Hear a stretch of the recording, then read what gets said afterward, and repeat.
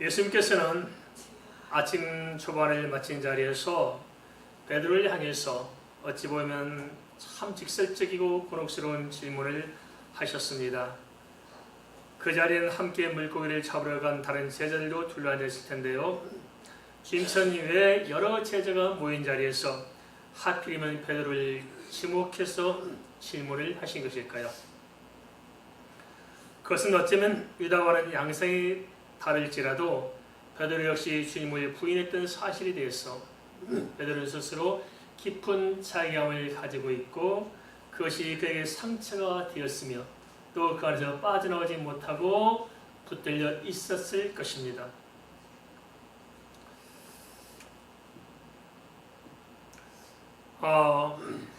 그런 베드로를 지켜보는 다른 제자들 역시 그 내막을 어렴풋이 알고 있지 않았겠습니까?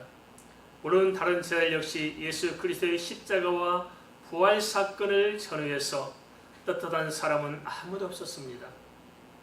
따라서 예수 그리스도의 제자 공동체는 오히려 부활 이후에 어느 때보다도 더 무기력해져 있었습니다.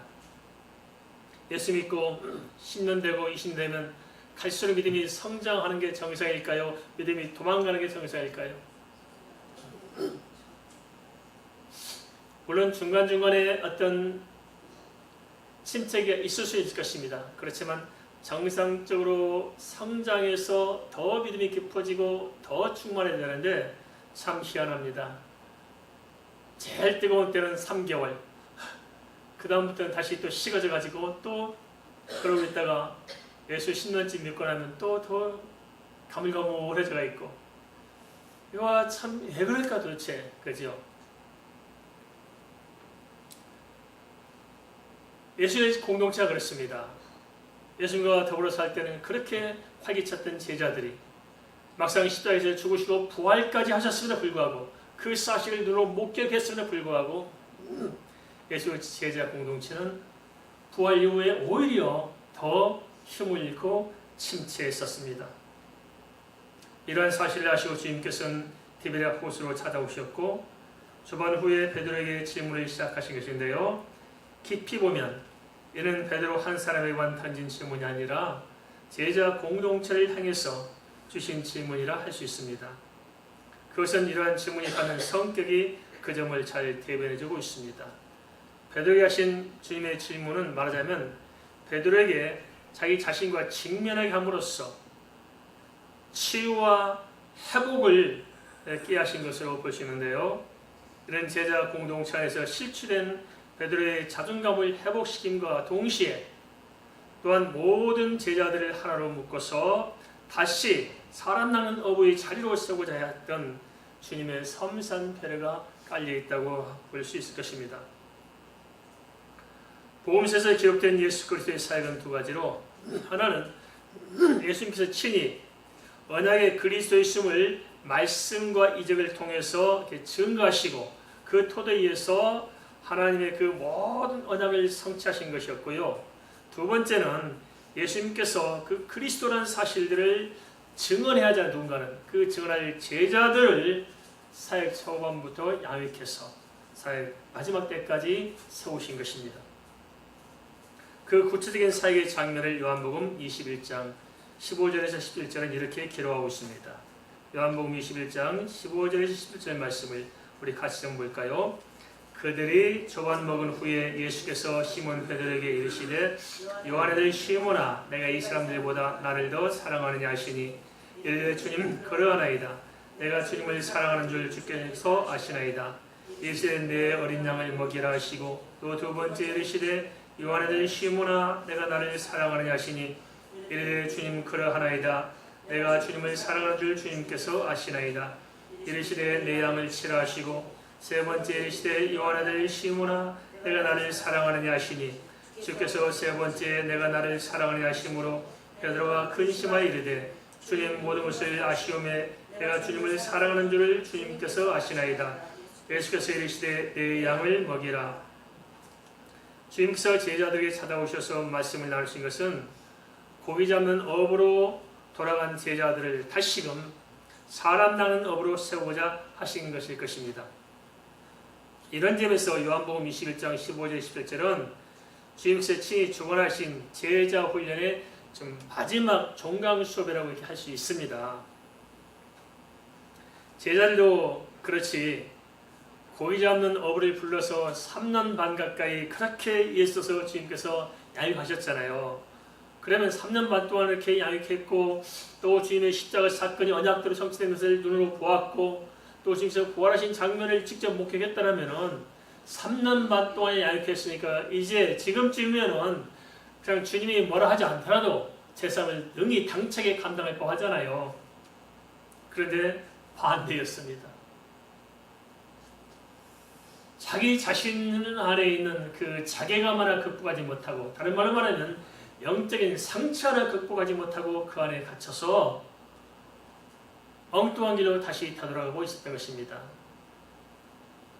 베드로만이 아니었습니다. 제자들 다 그렇습니다. 그러니까 베드로가 그냥 뭐 다시 갈려 돌아가서 그냥 오늘 가만히 있다가 나 고기 잡으러 할래 하니까 다른 제자들도 아무 생각이 덩달아서 그러자고 그냥 고기 잡으러 갔던 것입니다. 3년 반 동안 모든 수고가 마치 물거품처럼 보였습니다. 그러나 사실은 그렇지 않았습니다. 그런 제자들을 포기하지 않으시고 주님께서 다시 찾아와서 회복시켰기 때문입니다. 그러기에 디베랴 해변에서의 대화는 어찌 보면 짧은 내용이지만 그 안에는 주님께서 제자들을 일으켜 세우시려는 제자들에 대해서 함축적인 메시지를 담아내고 있습니다. 그래서 참 보면 그래 결론 부분이 하셨습니다. 결론 부분. 요한복음의 결론 부분. 짧은 메시지, 간단한 대화를 통해서 사실은 전체 요한복음을 정리하면서 주님께서 원했던 모든 사역을 마무리 짓는 아주 중요한 구절이라 하셨습니다. 거기서 주님께서는 제자를 세우시면서 우리에게 제자도란 무엇인가를 지금 말씀하고자 하고 있습니다. 그러면 요한복음 21장 15절에서 17절에서는 제자란 어떤 사람인가 하는 것을 지금 우리에게 보여주고 하는데 몇 가지로 정리해 볼 수 있습니다. 무엇일까요? 첫째, 어떤 사람이 제자냐? 제자는 사람나는 제자가 되기 위해서는 영적인 상태를 지금서 먼저 언급하고 계십니다. 그게 뭐냐? 그것은 상처가 치유되고 회복되어야 된다는 것입니다. 뭐라고요? 상처가 치유되고 회복되어야 된다. 세상에 살면서 상처 하나 없는 사람이 있을까요? 교회 다니면서 교회 안에서 상처 하나 없는 사람이 있을까요? 아니죠. 교회 다니면서 교회 안에서조차 우리는 하나씩 두 개씩 상처를 이렇게 받게 돼 있어요. 사람이 모이는 곳에 어찌 상처가 없겠어요? 다 하다 보면 상처가 있겠지요.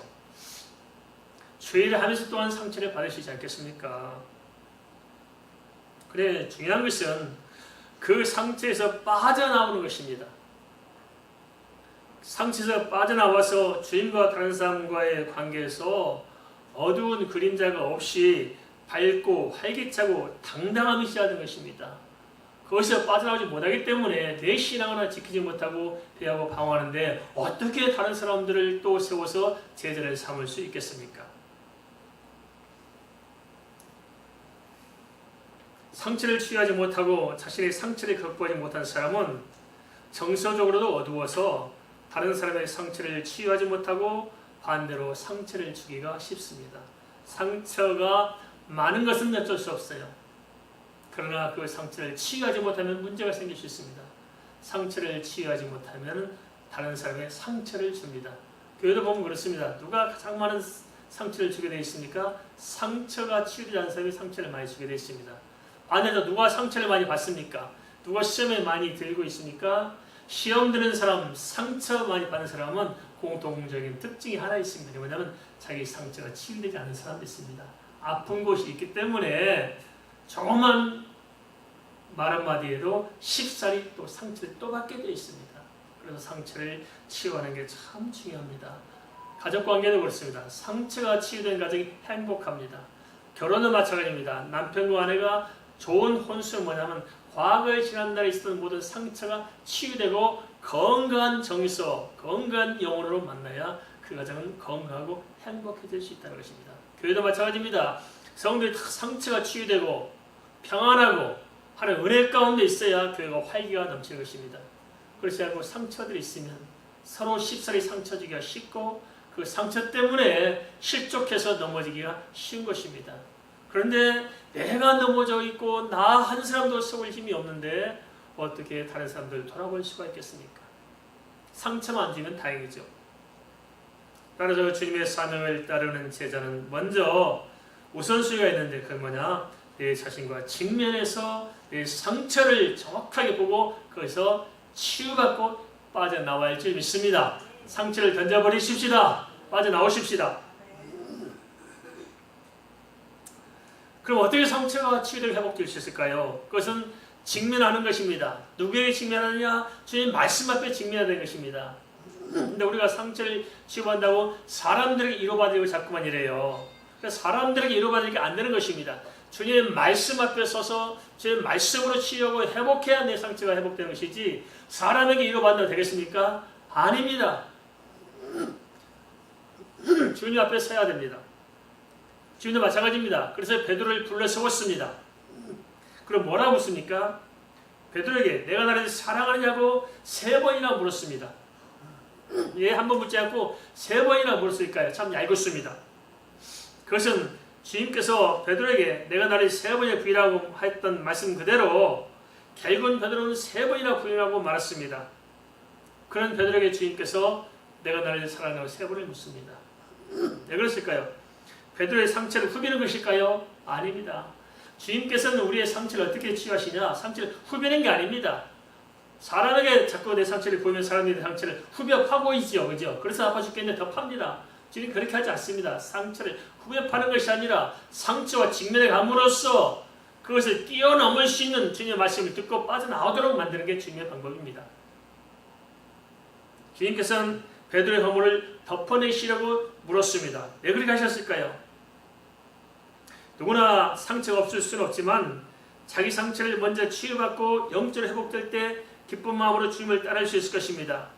그러기에 디모데후서에서도 내게 들은 말을 충성된 사람들에게 부탁하라는 사명을 말씀하기 이전에 뭐라 먼저 말씀하시냐면은 너는 그리스도 예수 안에 있는 은혜 가운데서 강하라고 말씀하고 있습니다. 이게 우선입니다. 믿습니까? 은혜 가운데 강해집시다. 은혜를 받아야 됩니다. 그래야 내가 회복할 수 있습니다. 주님께서 베드로에게 내가 나를 사랑을 3번이나 물으신 것도 바로 이겁니다. 상처를 회복하는 것이 아니라 주의 은혜를 주님께서 얼마나 베드로를 존재하고 사랑하는가를 보여주심으로써 베드로가 그 주님의 사랑 안에서 자기 상처를 딛고 일어설 수 있도록 붙잡아 주고자 하신 것일 것입니다. 그런 주님의 질문에 베드로는 끝내 뭐라 말씀하십니까? 주께서 아시나이다라고 고백합니다. 베드로의 고백은 어떤 의미가 있을까요? 베드로가 주님을 부인할 때 정말 오기로 작심하고 부인했을까요? 그게 아니었습니다. 베드로는 너무 연약했어요. 강한 것처럼 보였지만 연약했습니다. 우리도 마찬가지입니다. 강한 것처럼 보이지만 사실은 연약해요. 저런 그냥 그게 뭐 등치가 크고 그냥 주먹도 크고 우락부락 생긴 사람은 감정이 없는 줄 알았어요. 그런데 아니래요. 제가 아는 한 분은 그렇게 우락부락 키도 크고 등치도 큰데 그 부인가 말하는 그냥 바람을 날릴까봐 주먹만하게 생겼는데 맨날 말하는데 어디서 물고 와요. 참 사람이 강아지처럼 보인다고 강한 게 아니에요. 우리 마음으로 얼마나 연약합니까? 그지요? 다 그래 너무너무 약해요.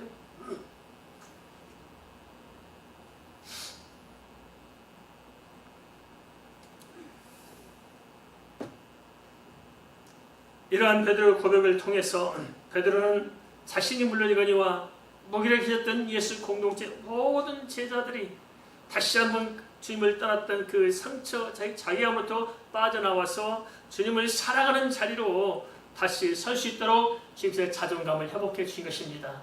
우리 자존감을 회복하십시다. 회복하셔야 돼요. 예수 안에서 우리 자존감 회복되지 않으면 우리 아무것도 할 수 없는 것입니다. 내가 당당해야 됩니다. 당당하고 교만한 건 틀려요. 골리앗 앞에 섰던 다윗이 당당했습니까? 교만했습니까? 당당한 거예요. 우리도 세상에 당당함이 있어야 됩니다. 기죽지 마십시오. 당당해야 됩니다. 그 당당함이 어디서 나오냐? 내 상처가 극복되고 치유되고 회복돼야 당당함이 나오는 것입니다. 그 상처를 가지고 살면 절대 당당하지 못해요. 둘째는 사람 낚는 제자의 중심이 뭐냐? 그보다도 예수 그리스도를 그 어떤 것보다 예수 그리스도를 사랑하는 사람이라는 것이다. 예수를 사랑하는 절대성. 이게 바로 제자의 조건입니다. 주님께서는 베드로에게 다른 것을 묻지 않았습니다. 뭐 내가 뭘 가지고 있느냐, 무슨 조건이 어떻게 되느냐, 뭘 준비하느냐, 환경을 묻지 않았습니다. 한 가지 물었어요. 제자의 조건으로 한 가지 물었어요. 뭘 물었습니까? 내가 다른 사람들보다도 더 나를 사랑하냐고 물었습니다. 어떻습니까? 다른 사람들보다 주님을 더 사랑하십니까? 세상 그 무엇보다 주님을 사랑하십니까? 지금 그걸 물으셨어요. 사랑하십니까? 이게 가장 중요한 거거든요. 사랑하는 것이. 한번 생각해봅시다. 내 남편이 있어요. 내 남편이 돈도 많이 주고 집도 주고 저도 다 줬어요. 그래 나를 사랑하지만 안 해요. 다른 여자를 사랑하고 있어요. 좋아요? 안 좋아요? 근데 돈만 몽땅 갖다 준 남편이 좋아요? 아니면 돈 한 푼 안 줘도 나를 사랑하는 사람이 좋아요? 돈만 많으면 좋아요? 언제나 여기서 빠져나갈지 모르겠습니다. 그래도 돈이죠. 지금은 다른 거 묻지 않았어요. 베드로의 환경을 묻지 않았어요. 베드로야 내가 나를 사랑하느냐. 여기서 다른 사람들보다 해서 다른 사람들을 영어 버전에서는 사랑으로 번역하지 않고 이것들 데스로 번역이 됐는데, 이러한 번역을 함께 보면은 다른 사람들보다 나를 더 사랑하냐는 말은 좀 포괄적으로 해석할 필요가 있을 것 같습니다. 그게 뭐냐? 그 의미는 곧 다른 사람이 나를 사랑하는 것보다 내가 더 나를 사랑하냐는 의미도 있을 수 있고요. 그러니까 베드로가 그랬잖아요. 난 다른 사람 다 부인할지라도 나는 주님 부인하지 않겠습니다. 그럼 네가 다른 사람보다 나를 더 사랑하느냐? 이걸 물으신 것이라 볼 수 있다는 것이고요.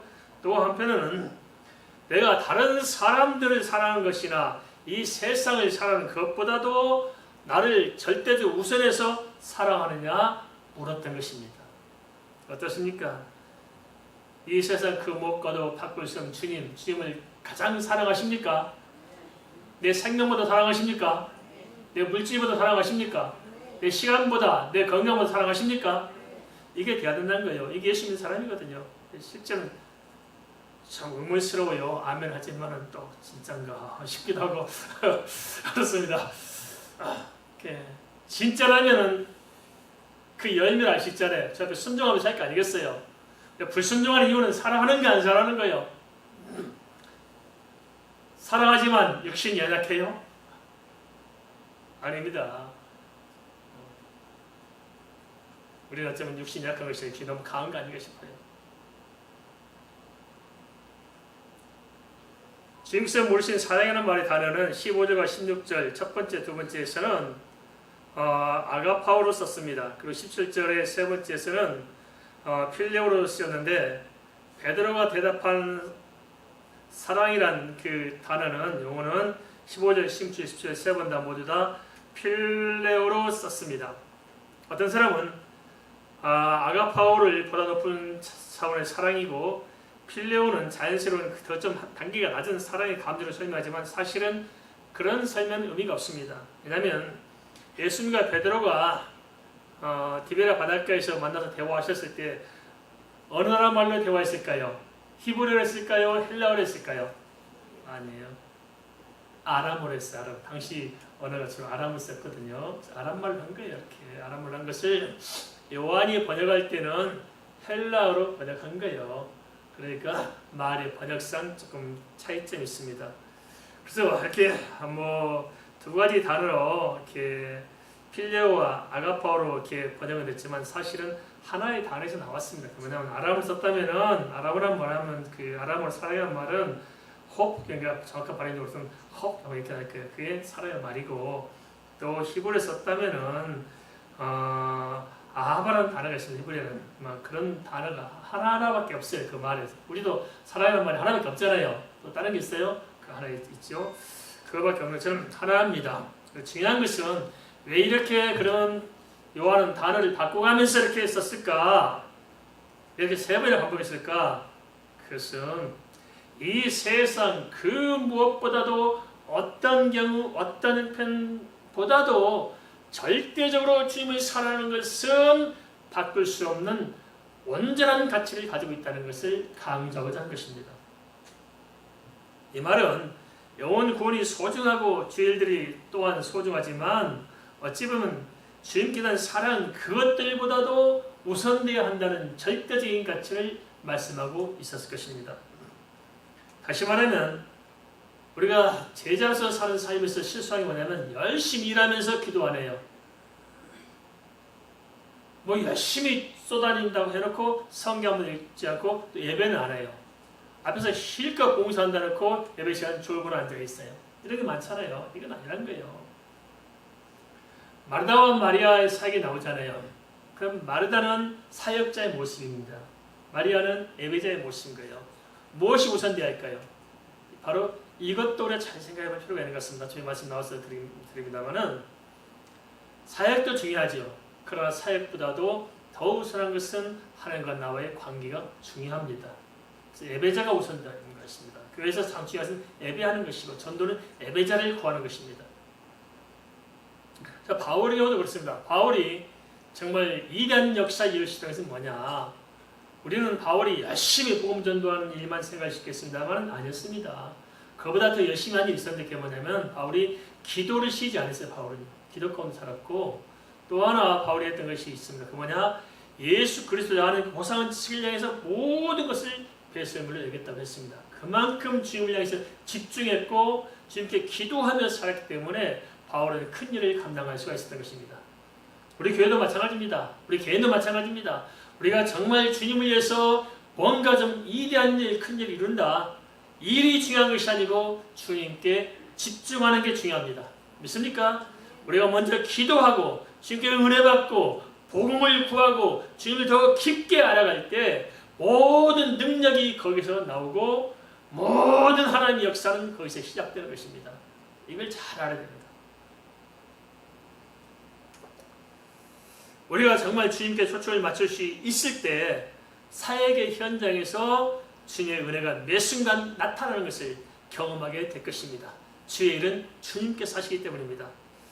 셋째, 주님께서 제자로 부르시는 목적이 중요한 것입니다. 왜 제자로 불렀을까요? 가면 참 그렇습니다. 이렇게 뭐 우리가 선교한다, 뭐한다, 주일한다 하는데 보면은 사실상 교회가 번지수를 놓치는 것들이 너무나 많습니다. 쓸데없는 일에 열심을 부리고 쓸데없는 일에 돈 투자하는 게 너무너무 많은 거예요. 이게 가만히 보세요. 하는 일들을. 교회는 중요한 본질에 집중해야 됩니다. 중요한 본질에. 세상이 할 수 없는 교회가 할 수 있는 일, 예수 믿는 사람만 할 수 있는 일은 무엇일까요? 우선순위를 잘 봐야 됩니다. 우리가 무슨 일 하든지 우리는 그래서 중요한 것은 영혼을 구원한 일에 집중해야 됩니다. 동의하시죠? 영혼 구원에 집중해야 됩니다. 교회가 뭐에 집중해야 돼요? 영혼 구원하는 일에 집중해야 돼요. 그래서 교회는 쓸데없이 바쁘면 안 되는 거예요. 아시겠죠? 쓸데없이 바쁠 이유가 없어요. 영혼 구원하는 일에 집중해야 되는 거예요. 근데 교회가 영혼 구원하는 일은 등한시하면서 쓸데없는 일에 바쁘게 만들어요.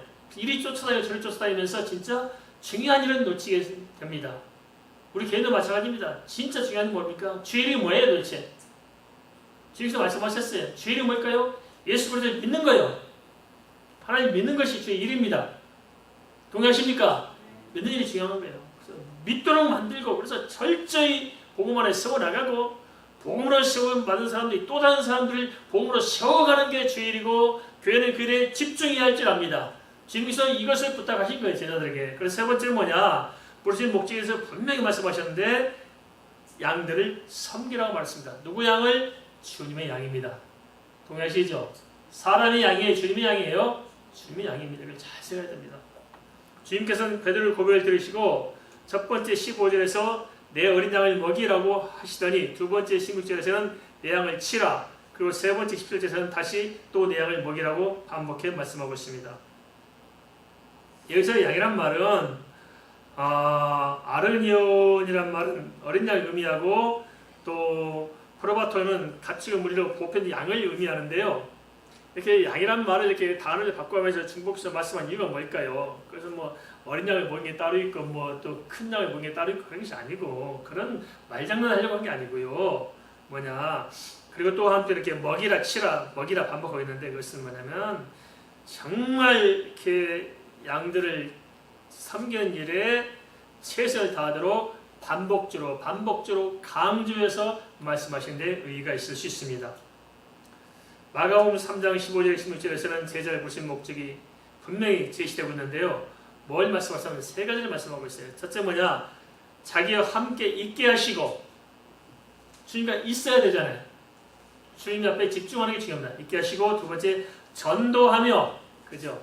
전도하며, 복음전에서 영혼을 구원한 일이고, 귀신을 내쫓는 권능도 갖게 하신다는 것이 무슨 말입니까? 치유하고 회복하는 일을 하도록 그렇게 주님께서 말씀하셨습니다. 그래서 말씀을 전파하고 가르치고 치유하는 일들을 위해서 우리를 부르셨는데, 그것을 통해서 우리는 또 다른 사람들을 섬기는 것, 이게 주의 줄 믿습니다.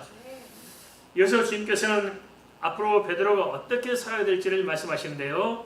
이런 한 개인으로서의 삶이 아니라 예수 그리스도의 복음을 증거한 제자로서의 삶에 대해서 말씀하신 것으로 볼 수 있습니다.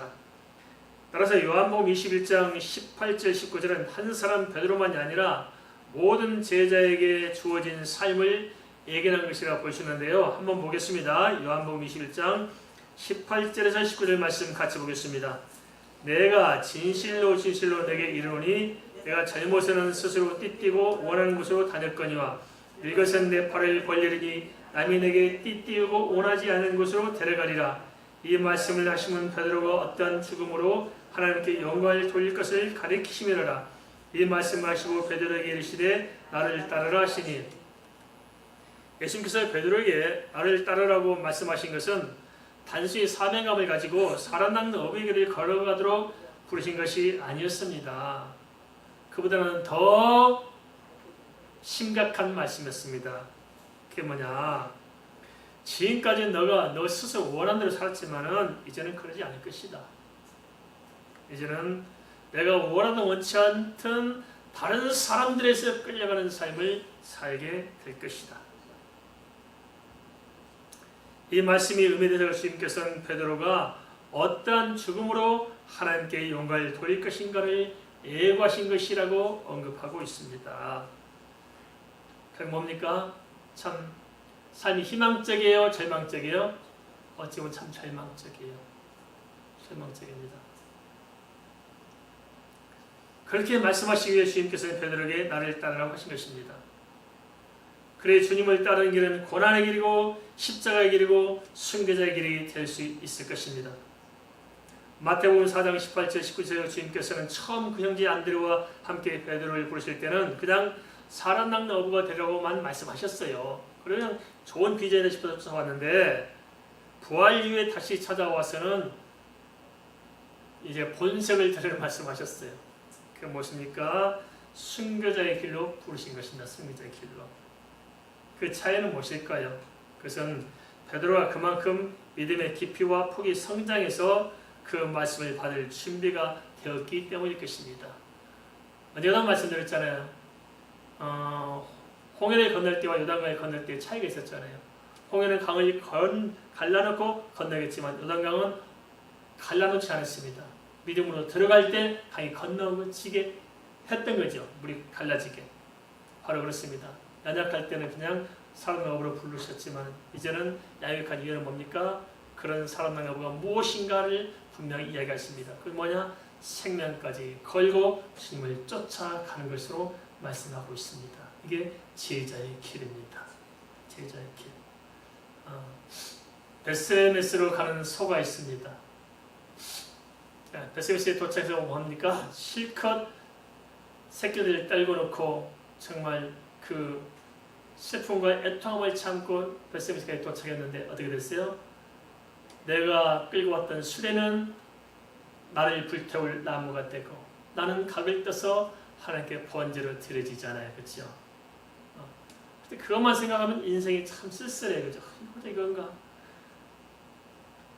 그런데 성경은 그렇게 말하지 않습니다. 대부분의 예수 믿는 사람들이 이 땅의 축복과 번영을 생각해서 예수를 믿고 쫓아다닐 수 있습니다.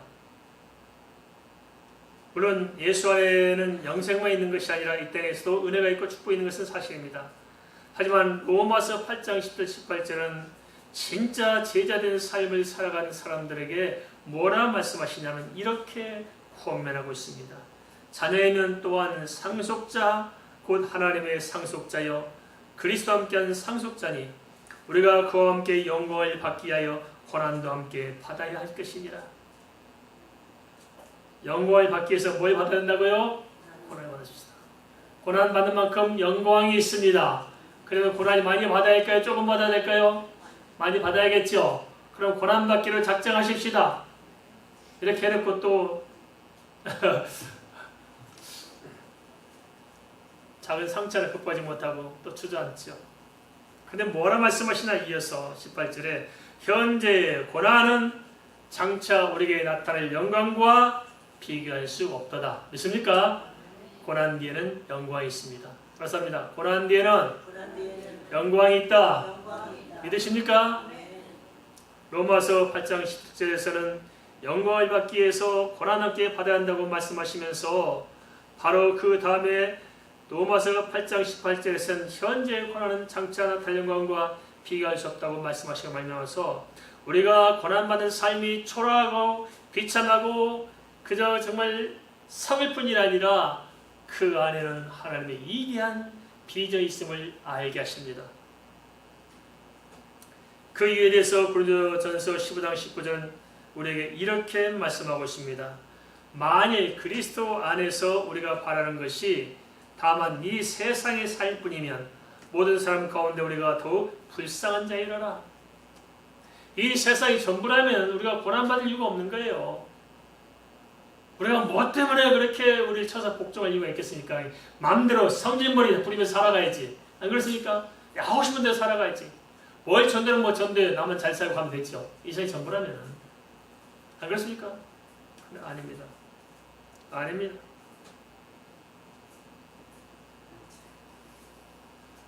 이 세상이 전부가 아닙니다. 잠시잠깐 세상이 끝날 그 즈에서 우리는 알게 될 것입니다. 분명히 천국이 있고 분명히 지옥이 있습니다. 믿으십니까?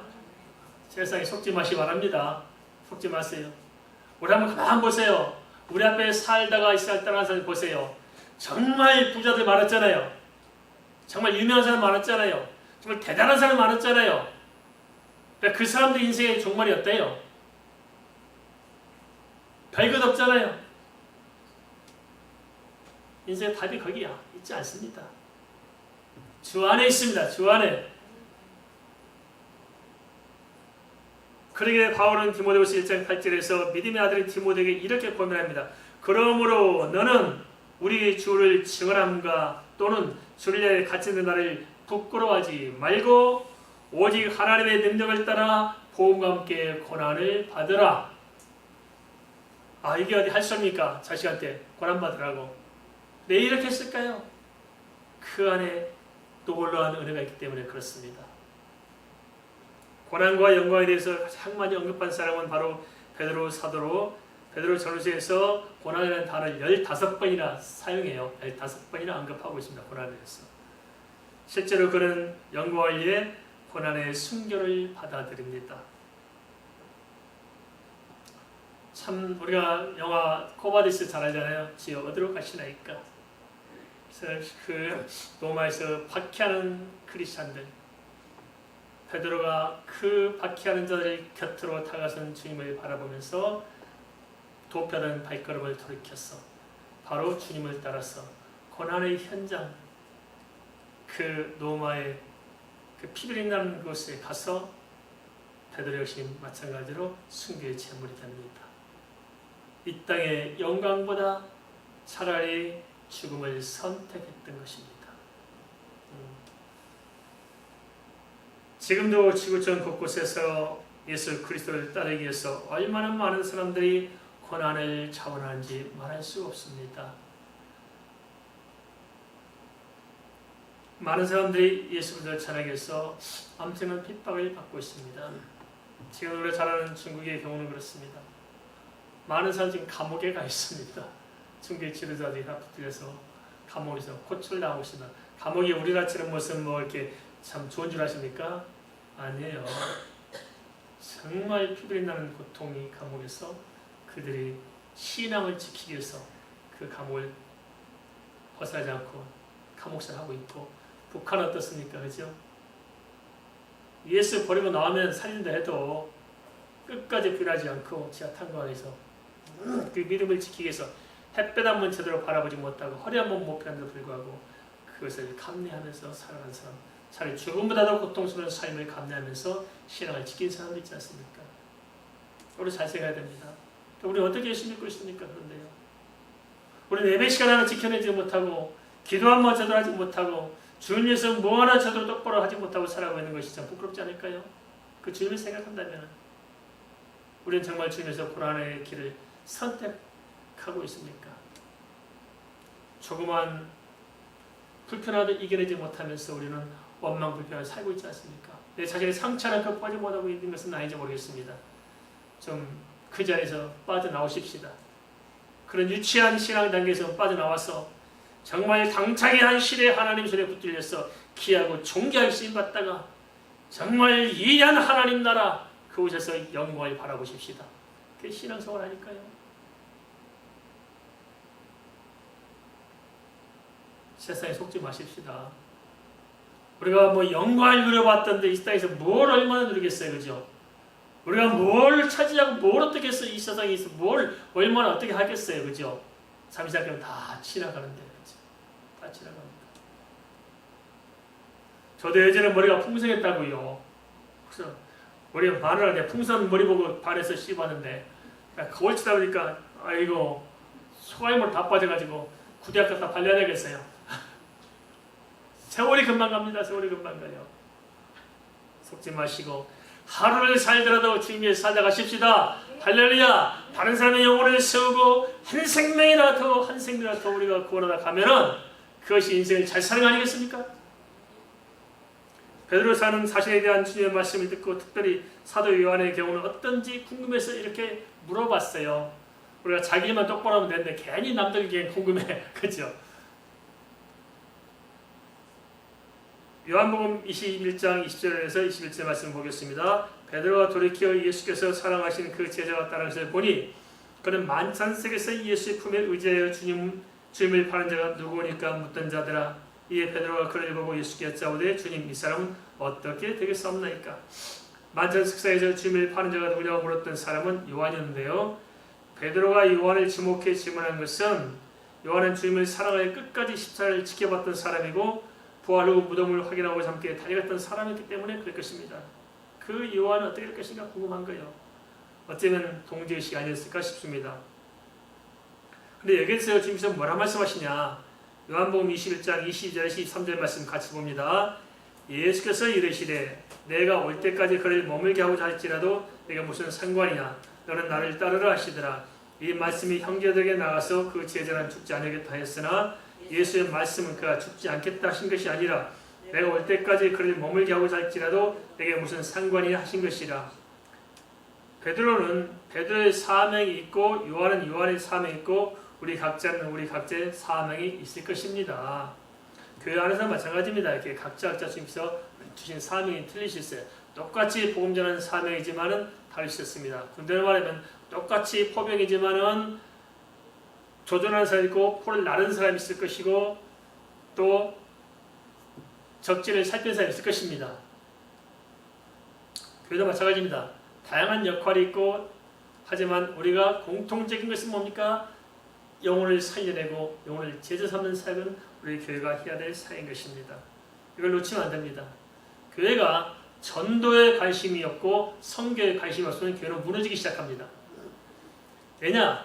전도할 때 내 영혼이 삽니다. 안 그렇습니까? 성도들 어느 때 믿음이 자란 줄 아십니까? 전도할 때 믿음이 자랍니다.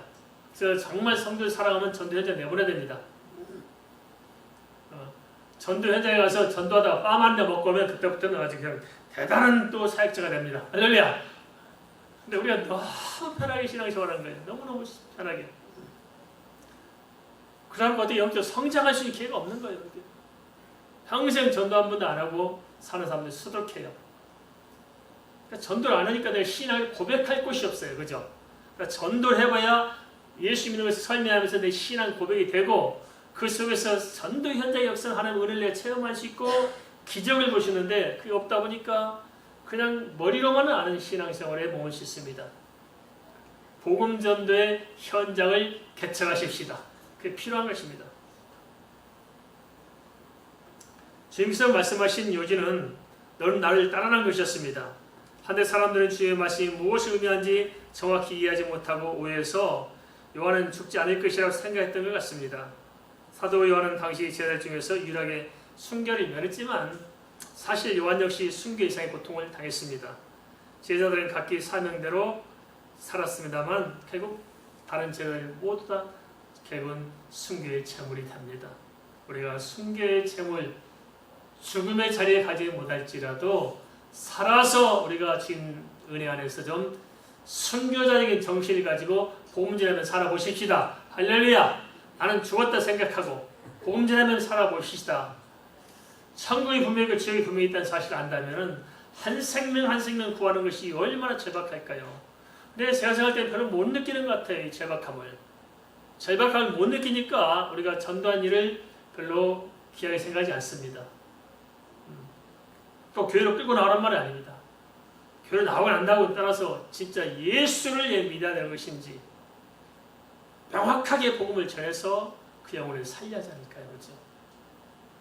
잠시간이면 인생 떠나서 돌이킬 수 없는 이 사실에 직면할 텐데 인생이 내일 일을 모르잖아요.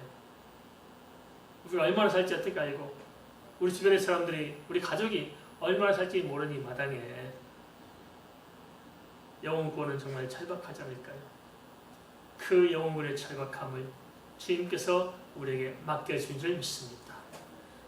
디베라 바닷가에서 주님과 제자들의 대화는 주님께서 우리에게 주신 소명입니다.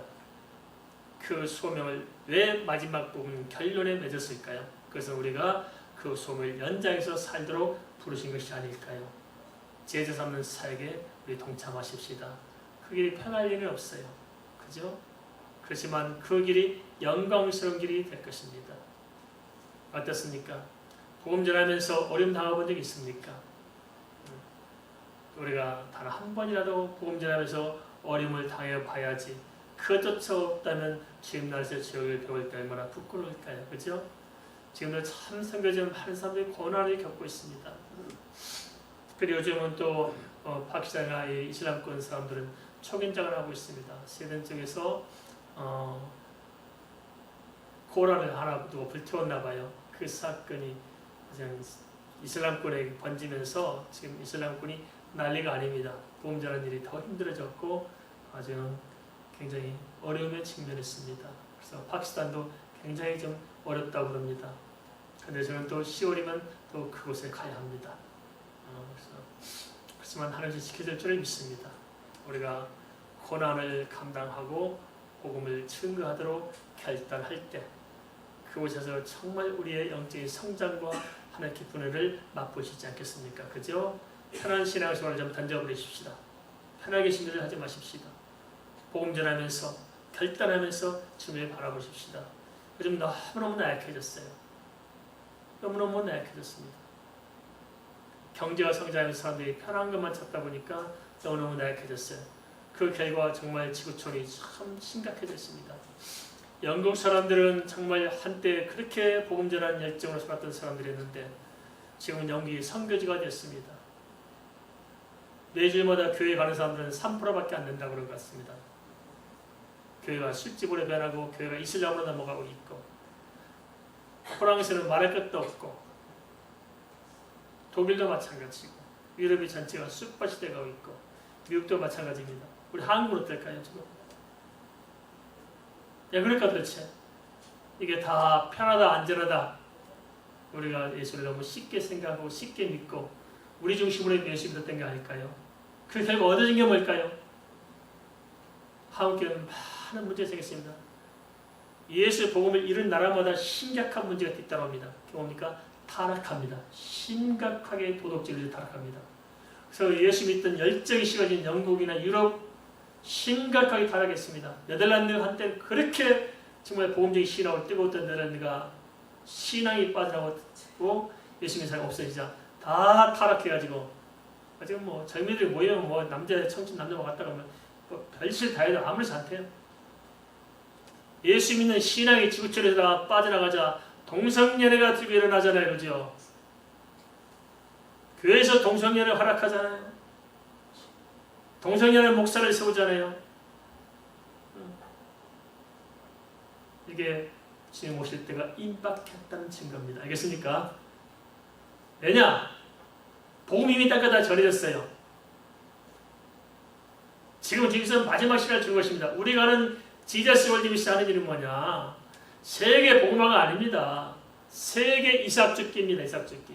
마지막 주 오시기 전에 복음을 전해서 복음을 듣지 못한 사람, 제대로 복음을 듣지 못해서 종교로 뒤바뀐 사람들에게 진짜 예수 그리스도의 천국 복음, 십자가의 복음, 복음다운 복음을 전해서 그들을 건져내는 이삭죽기 하는 것이 이삭죽기. 왜 우리가 이 동성애에 민감해야 되느냐? 소돔과 고모라, 노아의 홍수 때 뭘로 망했어요? 그때 당시 하나님이 지구를 심판했잖아요. 물로 심판하고 불로 심판했던 때가 어느 때였습니까? 동성연애가 많은 건 성적 타락입니다. 알겠습니까? 인간이 더 이상 어쩔 수 없는 성적으로 타락된 그 시대에 하나님께서 물로 심판하고 불로 심판했어요. 지금이 그때입니다. 알겠습니까? 지금 그때. 됐어요 이제. 이제 그러므로 우리가 더 이상 세상 바라보고 살다가는 큰 코 다칠 때가 있습니다. 땅을 치며 통곡할 때가 있습니다. 그래서 적당히 하시고 욕심 부리지 마시고 자존심 세우지 마시고 예수 그리스도의 제자로서 우리 삶을 결단해야 됩니다. 믿습니까? 예수 그리스도를 살다가 주님 나를 깨끗하게 갈 수 있어야 되지. 그러면 후에 막심할 때가 금방 다가옵니다. 아시겠습니까? 고기 잡는 업으로 사시겠습니까? 사람 낳는 업으로 사시겠습니까? 결단하시기 바랍니다.